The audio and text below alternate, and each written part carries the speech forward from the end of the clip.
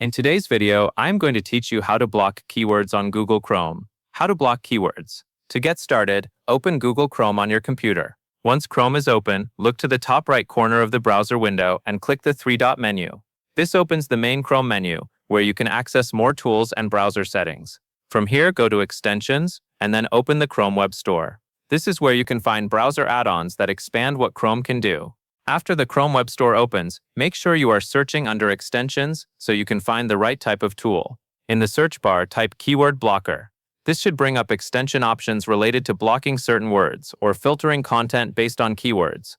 Take a moment to choose the extension that matches what you need, and then click the button to add it to Chrome. Chrome may show a pop-up asking you to confirm the installation. If that appears, approve it so the extension can be installed. Once the extension has been added, the next part is setting it up. Look again in the upper right area of Chrome and click the extensions icon. This will show the extensions currently installed in your browser. Find the keyword blocker extension you just added, then open its options or choose to manage it depending on how it appears in Chrome. Inside the extension settings, you can begin adding the keywords you want to block. Enter the words or phrases carefully, since the extension will use that list to filter matching content. Some keyword blockers may let you add multiple entries at once, while others may require you to add them one by one. If there are additional controls available, such as saving changes or enabling the blocker, make sure those are turned on so the extension works properly.